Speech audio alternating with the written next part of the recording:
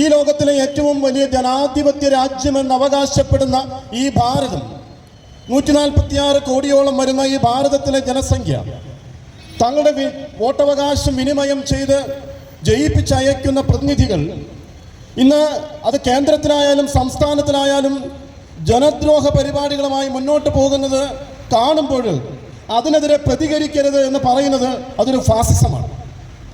അഭിപ്രായ സ്വാതന്ത്ര്യമില്ലാത്ത ജനാധിപത്യം അത് ഫാസിസത്തേക്കാൾ ഭീകരമാണ്. ആ ഒരു ഭീകരമായ ഒരു അവസ്ഥയിലൂടെ നമ്മുടെ നാട് കുറേ കാലങ്ങളായി സഞ്ചരിച്ചു കൊണ്ടിരിക്കുകയാണ്. ഞാൻ ഓർക്കുന്നു, 2 വർഷം മുൻപ് 2013 ഓഗസ്റ്റ് 15-ാം തീയതി ഞാനിവിടെ തന്നെ ഇതുപോലൊരു പന്തലിൽ ഒരു ഒറ്റയാൾ പട്ടാളമായിട്ട് ഒരു ഉപവാസം നടത്തിയ ഒരു വ്യക്തിയാണ്. സ്വാതന്ത്ര്യദിനത്തിൽ അന്നേ ദിവസം ചാലക്കുടി പള്ളിയിലെ വികാരി എന്ന നിലയിൽ അവിടെ പതാക ഉയർത്തി സ്വാതന്ത്ര്യദിന പ്രതിജ്ഞ ഏറ്റുചൊല്ലാനായിട്ട് എൻ്റെ മനസ്സ് അനുവദിക്കുന്നില്ല എന്ന് പറഞ്ഞുകൊണ്ട് തന്നെയാണ് അന്ന് ഇതുപോലൊരു വേദിയിൽ ഞാൻ ഒറ്റയ്ക്ക് ഉപവാസം ഇരുന്നത്. ഭരണാധികാരികളുടെ നിഷ്ക്രിയത്വത്തെ കണ്ടുകൊണ്ട് എല്ലാ ഭാരതീയരും എൻ്റെ സഹോദരി സഹോദരന്മാരാണ് എന്ന് പറയാനായിട്ട് എൻ്റെ മനസ്സ് അനുവദിക്കുന്നില്ല. എൻ്റെ വടക്കു കിഴക്കൻ സംസ്ഥാനങ്ങളിലുള്ള എൻ്റെ സഹോദരി സഹോദരന്മാരുടെ വേദന എൻ്റെ വേദനയാണ് എന്ന് പറഞ്ഞുകൊണ്ടാണ് അന്ന് ഞാൻ അത്തരത്തിൽ ഒരു ദിവസം ഇവിടെ മാറ്റിവെച്ചത്. ഇന്ന് ഈ കേരളത്തിൻ്റെ ഈ ഒരു വികസനവുമായി ബന്ധപ്പെട്ടുകൊണ്ടുള്ള ചിന്തകളിലൂടെ നമ്മൾ കടന്നു പോകുമ്പോൾ ഈ കേരളത്തിൻ്റെ നീറുന്ന പ്രശ്നങ്ങളെ ആരാണ് അഭിസംബോധന ചെയ്യേണ്ടത്? കൃത്യമായ 6 ലക്ഷ്യങ്ങൾ. ലഹരിക്കെതിരെയുള്ള ഒരു പോരാട്ടം, യുവജനങ്ങൾ മുന്നിട്ടിറങ്ങണമെന്നും അതുപോലെ തന്നെ വർദ്ധിച്ചു വരുന്ന ക്രൈസ്തവ പീഡനങ്ങൾക്കെതിരെയുള്ള ഒരു ശക്തീകരണം നമുക്ക് സംഭവിക്കണമെന്നും മലയോര തീരദേശ ദളിത് ജനതയുടെ അവകാശങ്ങൾ സംരക്ഷിക്കാനായിട്ടുള്ള ശ്രമങ്ങൾ ഉണ്ടാകണമെന്നും വർഗീയതയ്ക്കെതിരെയുള്ള ബഹുസ്വരതയുടെ ശബ്ദമാകാനുള്ള ശ്രമം അത് നാം നടത്തേണ്ടതാണെന്നും ഭരണഘടന ഇവിടുത്തെ പൗരന്മാർക്ക് നൽകുന്ന അവകാശങ്ങൾ സംരക്ഷിക്കാനുള്ള കൃത്യമായ നിലപാടുകൾ ഉണ്ടാകണമെന്ന് നോക്കിയുള്ള വ്യത്യസ്തമായ ലക്ഷ്യങ്ങളോട് കൂടെ തന്നെയാണ് ഈ ഒരു യാത്ര ഇവിടെ സംഘടിപ്പിക്കപ്പെട്ടിരിക്കുന്നത്. ഈ ഒരു പ്രദേശത്തിൻ്റെ പ്രത്യേകമായ വിഷയമായിട്ട് ഫ്ലറ്റിന് ഇവിടെ സൂചിപ്പിച്ചു. ഇവിടെ എത്ര കാലമായി ഇവിടെ ഈ ഹൈവേയിലെ ബ്ലോക്ക് ഇവിടെ ജനം അനുഭവിക്കുന്നു. ഞാൻ പറയും, ഇവിടെ ഇത്രയും ആസൂത്രിതമായ രീതികൾ കാര്യങ്ങൾ നടക്കേണ്ട ഒരു സംസ്ഥാനത്ത് അക്ഷര വിദ്യാഭ്യാസത്തിൻ്റെ കാര്യത്തിലും പ്ലാനിങ്ങിൻ്റെ കാര്യത്തിലും മറ്റേത് സംസ്ഥാനത്തേക്കാൾ ഒരുപടി ഉയർന്നു നിൽക്കുന്ന നമ്മുടെ കേരള സംസ്ഥാനത്തിൽ അശാസ്ത്രീയമായ രീതിയിലുള്ള റോഡ് നിർമ്മാണവും പാല നിർമ്മാണവും ഇത് കണ്ടു തുടങ്ങിയിട്ട് കുറേ കാലമായി. നമ്മുടെ ഈ നേതാക്കന്മാരൊക്കെ വിദേശ രാജ്യങ്ങളിൽ പോകുന്നത് അവിടെയുള്ള വികസന പ്രവർത്തനങ്ങളെ കാണാനും അവിടുത്തെ സഞ്ചാര സൗകര്യങ്ങളെക്കുറിച്ച് മനസ്സിലാക്കാനും അവിടുത്തെ ആതുര ശുശ്രൂഷ മേഖലയെ പഠിക്കാനും വിദ്യാഭ്യാസത്തിൻ്റെ മേഖലകൾ മനസ്സിലാക്കി ഇവിടെ കൊണ്ടുവന്ന് ഇംപ്ലിമെൻ്റ് ചെയ്യാനാണെന്ന് നമ്മളെ പറഞ്ഞ് പറ്റിച്ചിട്ട് ഇവരൊക്കെ അവിടെയൊക്കെ പോയി വളരെ സുഗമമായിട്ട് നമ്മുടെ ചെലവിൽ യാത്രയും വിനോദസഞ്ചാരവും നടത്തി തിരിച്ചു വരുന്നതല്ലാതെ ഇവിടെ ഏതെങ്കിലും തരത്തിലുള്ള ഒരു ഇംപ്ലിമെൻറ്റേഷൻ ഇവിടെ നടക്കുന്നുണ്ടോ? അങ്ങനെയാണെങ്കിൽ ഇവിടെ ഈ ചാലക്കുടിയിൽ ഫ്ലൈ ഓവർ വരുന്നതിന് മുൻപ് ഇവർക്ക് പ്ലാൻ ചെയ്യാൻ പറ്റില്ലേ? അടുത്ത ഒരു 10 വർഷമോ 25 വർഷമോ മുന്നിൽ കാണുമ്പോൾ ഇവിടെ എത്രമാത്രം വാഹനങ്ങൾ ഇവിടെ ഉണ്ടാകും? ഇവിടെ എത്രമാത്രം സഞ്ചാര സ്വാതന്ത്ര്യം ഇവിടെ അനുവദിക്കേണ്ടതായിട്ട് വരും? ഇവിടുത്തെ പോപ്പുലേഷൻ റേറ്റ് എന്തായിരിക്കും? ഒരു ഡീറ്റെയിൽഡ് പ്രോജക്റ്റ് റിപ്പോർട്ട് തയ്യാറാക്കാതെ ആരെ സുഖിപ്പിക്കാനാണ് താൽക്കാലികമായ മുട്ടുശാന്തിക്ക് വേണ്ടി ഇവിടെ നിന്ന് അപ്പുറത്തേക്ക് പോകാൻ ഒരു ഫ്ലൈ ഓവർ? അവിടെ ബാക്കിയുള്ളവരെ കുറിച്ച് യാതൊരു ചിന്തയുമില്ല. എത്ര കാലമായി ഈ ജനം ഇവിടെ ദുരിതം അനുഭവിക്കുന്നു. ഹൈക്കോടതി ഇടപെടേണ്ടി വന്നില്ലേ? ഇവിടെ നാഷണൽ ഹൈവേയുടെ ഈ പ്രോജക്റ്റ് എടുത്തിട്ട് ആ പണി പൂർത്തിയാക്കുന്നതിന് മുൻപ് സർവീസ് റോഡുകളിലൂടെയുള്ള സഞ്ചാരം അത് കൃത്യമായിട്ട് ലഭ്യമാകുന്നതിന് മുമ്പേ തന്നെ ടോൾ പിരിക്കാനായിട്ട് അവർ പുറത്തിറങ്ങി. എത്ര വർഷങ്ങളായി ആയിരക്കണക്കിന് കോടി രൂപ ഈ ടോൾ പിരിവിലൂടെ സ്വന്തമാക്കിയിട്ടും ഇവിടെയുള്ള മനുഷ്യരുടെ സഞ്ചാര സ്വാതന്ത്ര്യത്തിന് വേണ്ടി ഇവർ ഒരു ചെറുവിരൽ പോലും അനക്കിയില്ല എന്നുള്ളത് ഇവിടുത്തെ നേതാക്കന്മാർക്ക് മനസ്സിലാകുന്നില്ലേ? അതുകൊണ്ട് തന്നെ ഹൈക്കോടതി ഇടപെട്ടിട്ട് ഈ ടോൾ പിരിവ് താൽക്കാലികമായിട്ട് നിർത്തിവെച്ചിരിക്കുന്നത്. ഇത് ഇവിടുത്തെ ജനങ്ങളുടെ പ്രശ്നമാണ്. ഇവിടുത്തെ ജനങ്ങളുടെ പ്രശ്നങ്ങളെ അഡ്രസ്സ് ചെയ്യാനായിട്ട് എന്തുകൊണ്ടാണ് ഇവിടുത്തെ നേതാക്കന്മാർ മുന്നിട്ടിറങ്ങാത്തത്? ഒരു ദിവസം ഉപവാസ സമരം ഇരുന്നു, ഞങ്ങൾ വഴി തടയും. ഇതൊക്കെ ആളുകളുടെ കണ്ണിൽ പൊടിയിടാനുള്ള തന്ത്രങ്ങളായിട്ട് ഞങ്ങൾക്ക് കാണാൻ പറ്റുള്ളൂ. ഇവരാരൊക്കെയാണ് ആരുടെ കയ്യിൽ നിന്ന് അവർക്കുള്ള വേതനം പിടിച്ചു വാങ്ങിയിട്ട് അവർ നിശബ്ദരാക്കപ്പെടുന്ന ഒരു സാഹചര്യം ഇവിടെ സൃഷ്ടിക്കപ്പെടുന്നുണ്ട് എന്നുള്ളത് ബലമായി സംശയിക്കേണ്ടിയിരിക്കുന്നു. നമുക്കറിയാം, നമ്മുടെ മലയോര മേഖല, ഈ ഇരിഞ്ഞാലക്കുട രൂപതയുടെ ഒരു പ്രദേശം മലയോര മേഖലയാണ്. ആ മലയോര മേഖലയിൽ എത്ര പേരാണ് കാട്ടാനയുടെയും അതുപോലെ തന്നെ വന്യമൃഗ ജീവികളുടെയും ആ ഒരു ആക്രമണത്തെ തുടർന്ന് ജീവൻ പൊലിഞ്ഞ് ഇല്ലാതായ എത്രയേറെ ജീവനങ്ങളുണ്ട്. എന്തുകൊണ്ടാണ് കൃത്യമായ രീതിയിലൊരു പ്ലാനിങ് ഇവിടെ നടത്തിയിട്ട് ഇവിടുത്തെ വന്യമൃഗങ്ങളെക്കാൾ വിലപ്പെട്ടവർ ഇവിടുത്തെ മനുഷ്യരാണെന്ന് പറയാനുള്ള ധീരത ഇവിടുത്തെ നേതാക്കന്മാരെടുക്കാത്തത്?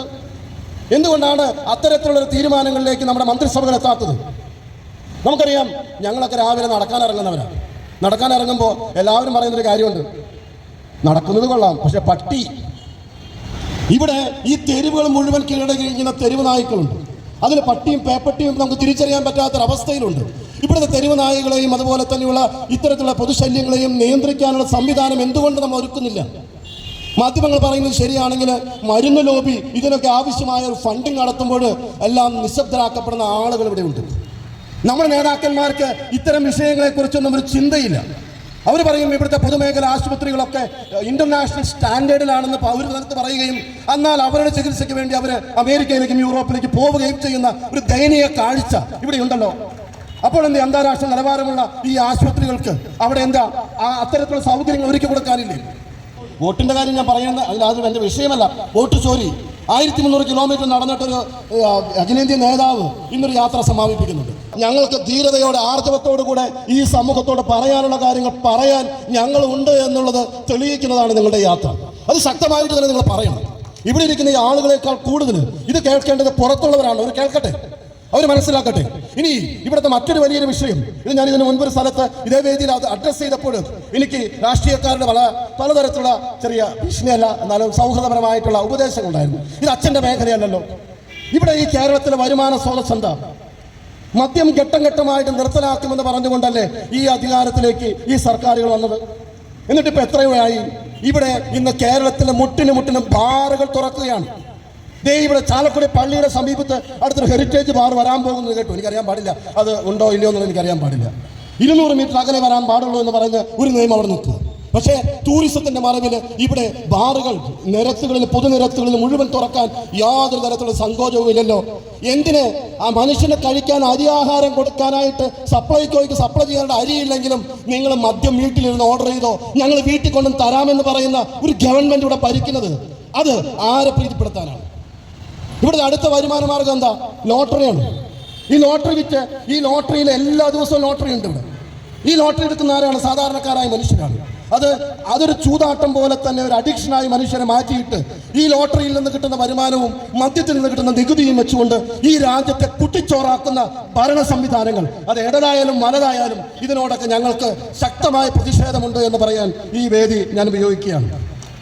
പ്രിയമുള്ളവരെ, നമ്മുടെ മൂലമ്പം നിങ്ങൾ ഇത് കഴിഞ്ഞാൽ നിങ്ങൾ കോട്ടപ്പുറം രൂപതയിലേക്കാണ് പോകുന്നു. മൂലമ്പത്തെ നമ്മുടെ ജനതയുടെ വിഷയം എത്ര പേര് മുന്നോട്ട് വന്നു, ഞങ്ങൾ പരിഹരിച്ചു. കേന്ദ്രത്തിൽ ഭരിക്കുന്ന പാർട്ടിക്കാർ അതിന് നേതൃത്വം എടുക്കുന്നു, ഇവിടെ ഭരിക്കുന്നവർ മാറി മാറി വരുന്നു, എല്ലാം പരിഹരിച്ചു. എവിടെ പരിഹരിച്ചു? മുനമ്പത്തെ ജനത ഇപ്പോഴും അവിടെ പട്ടിണി സമരത്തിലാണ്. ഈ വിഷയങ്ങൾ എന്തുകൊണ്ട് കൃത്യമായ രീതിയിൽ അഡ്രസ്സ് ചെയ്യാനായിട്ട് നമുക്ക് കഴിയാതെ പോകുന്നു? ആശാവർക്കർമാർ ആശയത്തോടെ കടന്നു തുടങ്ങിയിട്ട് 200 ദിവസം കഴിഞ്ഞു. ഈ ഓണക്കാലത്ത് എല്ലാവരും ഹാപ്പി ഓണം എന്ന് പറയുമ്പോൾ തെരുവിൽ ഓണം ആഘോഷിക്കേണ്ട ഗതികേടിലേക്ക് ഈ ആശാവർക്കർമാർ, എയ്ഡഡ് മേഖലയിലെ 1000-ലധികം അധ്യാപകരും ഇങ്ങനെ നോക്കി ക്ഷേമബത്ത പെൻഷൻ ആനുകൂല്യങ്ങൾ ഇതൊന്നും ലഭിക്കാത്തതിൻ്റെ പേരിൽ ദുരിതം അനുഭവിക്കുന്ന മനുഷ്യർ, ഇതൊന്നും കണ്ടിട്ടും കാണാത്തത് പോലെയുള്ള ആ ഒരു അന്ധത ബാധിച്ചവരായി നമ്മുടെ ഈ നേതാക്കന്മാർ മാറുമ്പോൾ കത്തോലിക്ക യുവജന പ്രസ്ഥാനത്തിന് ഇവരോട് ശക്തമായ രീതിയിൽ പറയാനുണ്ട്. ഈ പറച്ചിൽ മാത്രമല്ല, ഞങ്ങൾക്ക് പ്രവർത്തിക്കാനുമുണ്ട്. അടുത്ത ഇലക്ഷൻ വരുമ്പോൾ ഞങ്ങളുടെ ജനങ്ങളോട് ഞങ്ങൾക്കും പറയാനുണ്ടാവും ചിലതൊക്കെ. ആ പറയാനുള്ളത് കേൾക്കാനുള്ള ബാധ്യത ഈ സമൂഹത്തിനുണ്ടാകട്ടെ. അവർക്ക് ഈ നാഷണൽ ഹൈവേ റോട്ടിലൂടെയൊന്നും പോയില്ലെങ്കിലും കുഴപ്പമില്ല.